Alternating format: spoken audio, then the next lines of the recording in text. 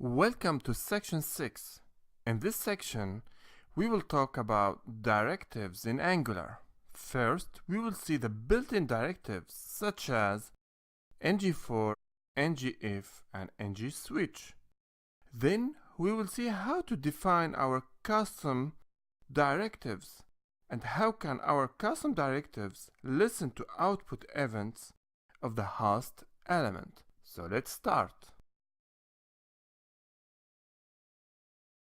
In this video, we will see how to use ngFor directive and how to get the exported values of ngFor and how to use Trackby to enhance the perf of ngFor. So let's go. ngFor is an Angular directive to render a list of objects. So let's see an example. On appComponent.ts, let's define a field of employees. Okay, so you see now I created an employees list. It's an array of objects. Each object consists of three properties: the ID, which is the number, the name, and the title, which is the job title of each employee. Now let's go to the appComponent.html and let's show list of employees. So let's have a UL tag and add an li tag.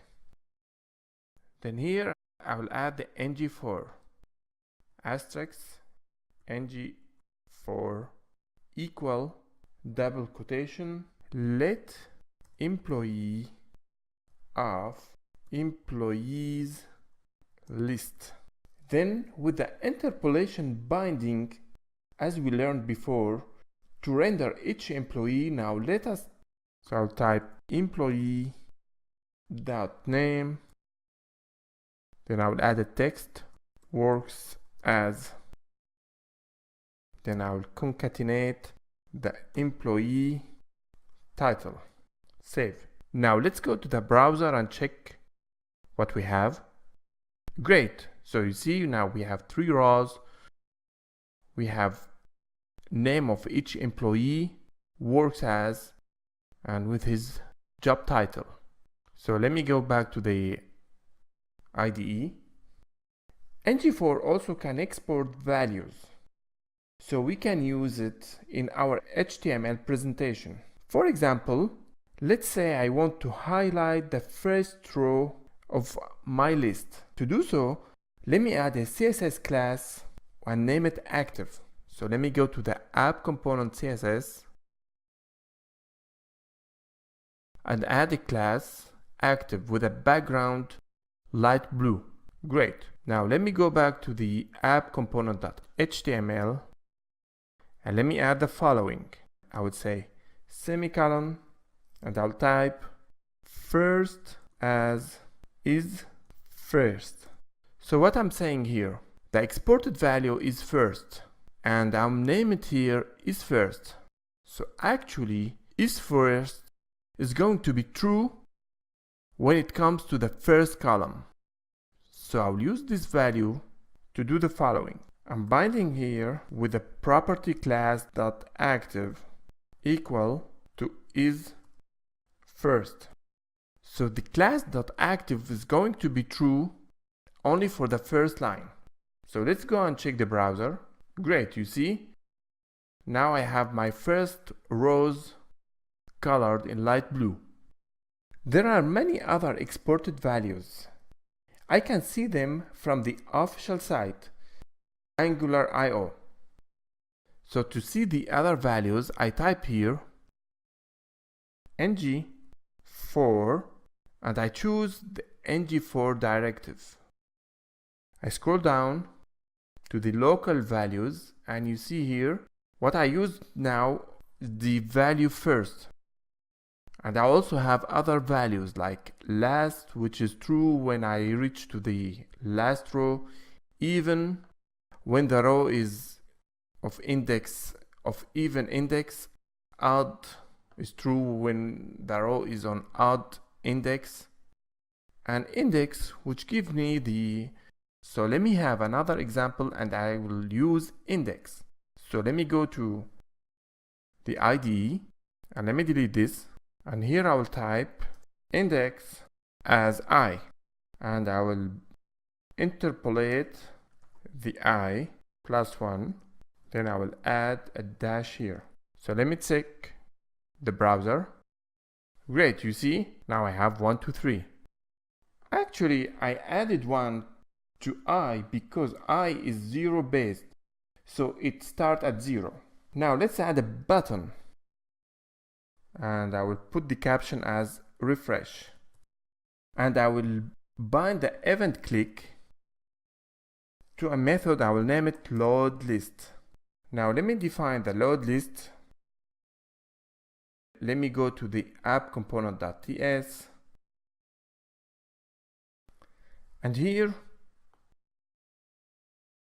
let me reassign the array list employee list for additional values. So it contains the first 3 values, first 3 elements, beside two more rows. Great. Let me go back to the browser. Okay. And let me hit F12 and let me inspect the list. Okay.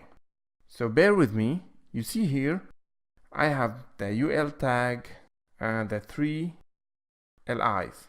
Now watch carefully when I hit the refresh button. You see, actually Angular has re-rendered the whole list to me. So let me hit again the refresh.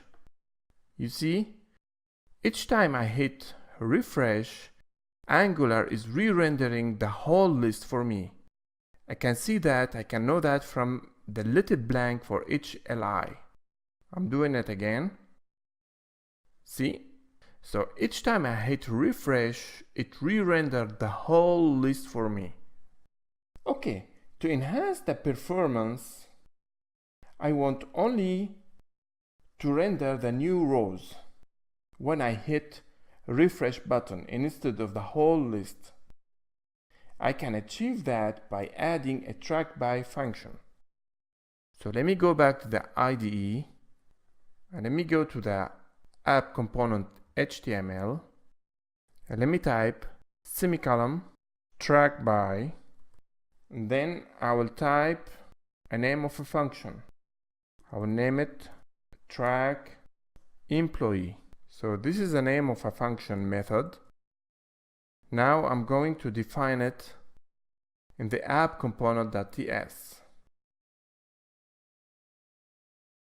This function should take 2 parameters, index and employee, where employee is one row of employees list. Now this function should return a value. So I would say return employee.ide.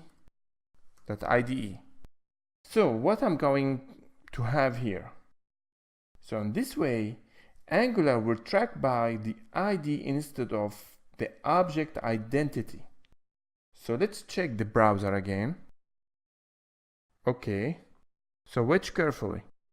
So I have the 3 LIs corresponding to the 3 rows. So watch carefully when I hit refresh, it will not re-render the whole list. It will only render the 2 additional rows. Watch carefully, hit refresh. See, it did not render the whole list. It only rendered the last 2 columns. Let me do it again. Let me reload the page.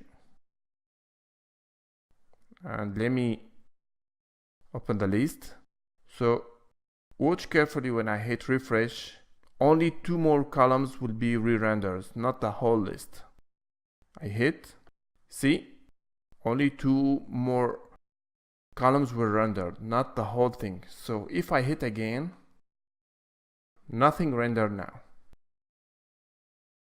So in this video, we saw how to use the ngFor, and we learned how to export the local values from ngFor and how to use Trackby with ngFor.